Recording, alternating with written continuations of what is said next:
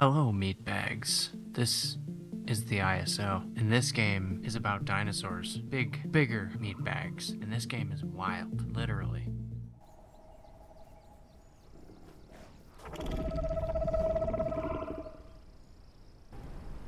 Oh boy. These big ass crocs just hanging out.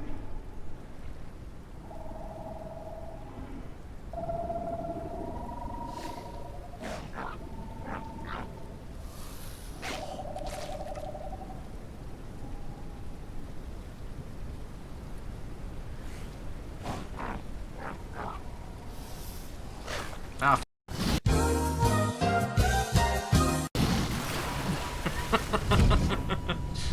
fucking saw me.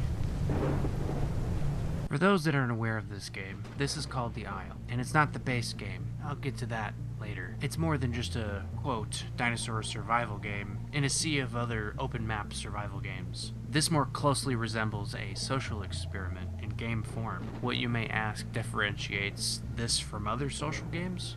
Well, one big thing. There's no chat in-game, or it's very limited. There's no voice, and there's no global text chat. The only way to text chat is for when you're in a pack with other dinos. Well, then how would you get into a pack, you may ask? Well, simple. Kinda like how a wild animal would get together in real life. They call for each other. In this case, here, as a raptor, it's the bork bork noise you hear just like in Jurassic Park. Sound carries. Those raptors? No, they're not.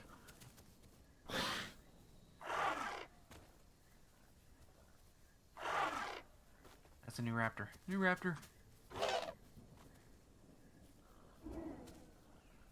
Ooh, call. Yeah, call would get some,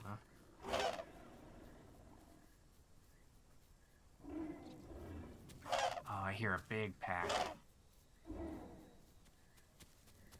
I gotta locate that.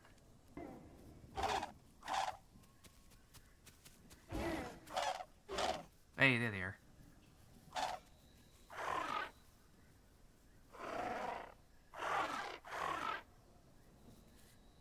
Hey.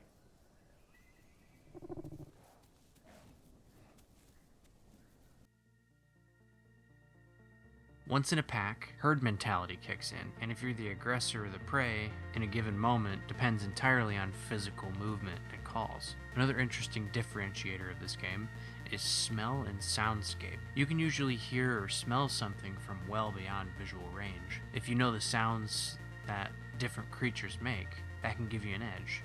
Like hearing a Carnosaurus roar, at first you might be like, kinda sounds like a mini T-Rex. Then you see it up close and you go, nope, not gonna fight that. Or in my case, you encounter a dino you haven't seen before or heard and haven't played for a while, and this happens.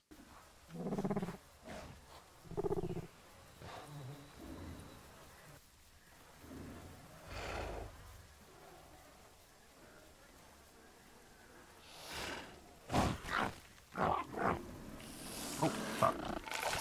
Watch out, watch out.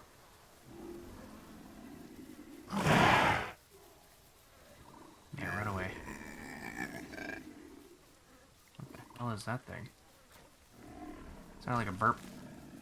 Oh, it's one of those little tree climber dealios. It's risky. Oh boy. We survived. Oh shit. There's a hostile group.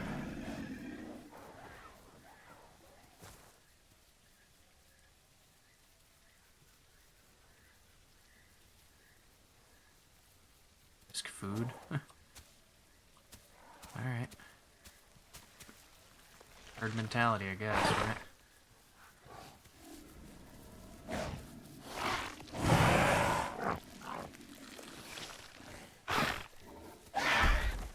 Shit. Oh, it's one of those tree climber guys. Trying to be tricky. There's two of them.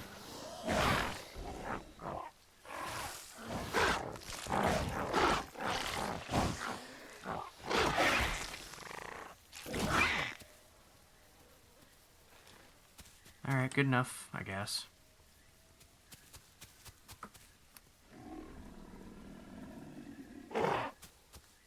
Let's jet, brothers. Oh, wait, did we lose one? Did he die? Did Zeth die? So funny thing in that clip, I actually started eating Zeth's body as soon as he went down, and yeah, I didn't know until later on after people were telling me like, "Hey, this happened." I'm like, "Wait, what?" I was paying attention to other stuff, and yeah, apparently food was just put right in front of me. So cannibalism. Anyway, I think the gameplay and concept, I think I've gotten that across pretty well. I kind of want to delve into a little bit of the interesting things that this game has going for it and what they're working on.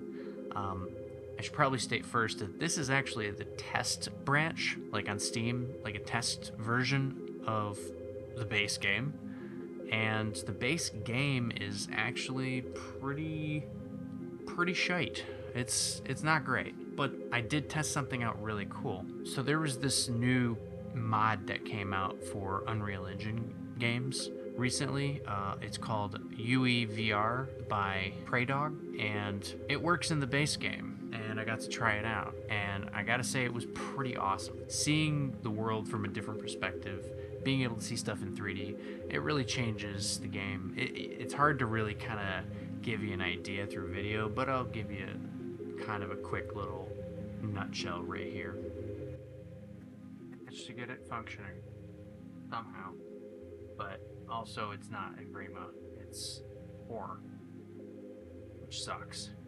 So here we go.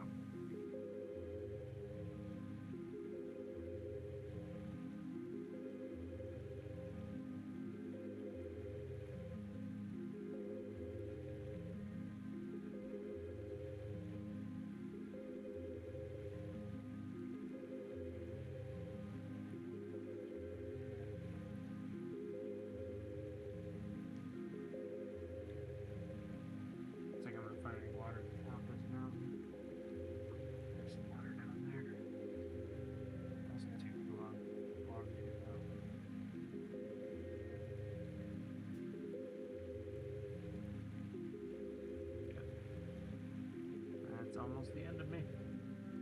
So close.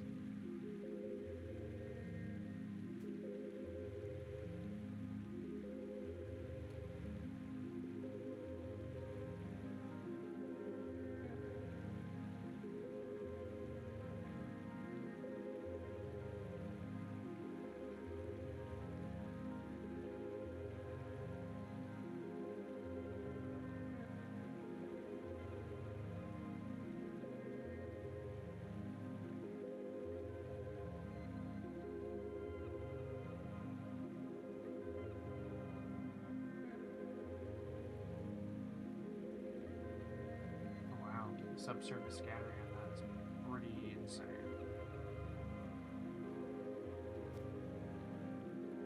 Just unrealistically so.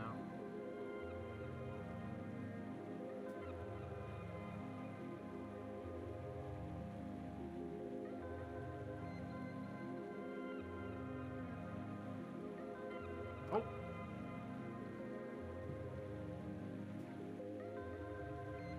Yeah, so you get the idea. There's something I should mention about the base game that the test branch, the what's called Evrima, has that basically you can cross-species pack in the base game, whereas you can, if you're a raptor, you can in Evrima, you can only pack with other raptors. So it kind of breaks the dynamic of friend or foe, you know? Anybody can be an enemy, anybody can be a friend, whereas only certain people can be friends in test server, and everyone who's not you is potentially the enemy, but they can't be friends. They can be passive, but not friends. So you get that identifying sounds as a gameplay feature, essentially. But anyways, I'm going to continue to talk about the game a little bit, too, like kind of its development. They're supposed to be humans. There's been this long hint of humans being a thing in not only the dev blogs, but also in the world. We used to be on a different map that had a little bit of human stuff in it, but this new map is sort of becoming a lot more like park-like, like similar to a Jurassic Park kind of theme to it.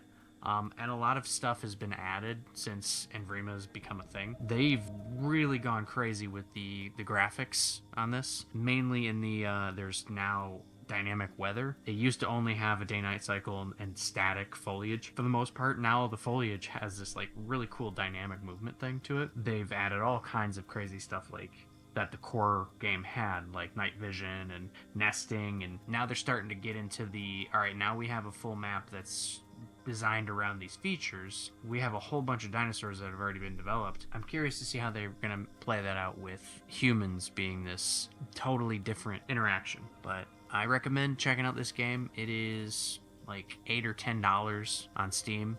You got to make sure and go into the properties of the program before you download it and select the test branch in the betas tab in Steam in order to get access to Evrima.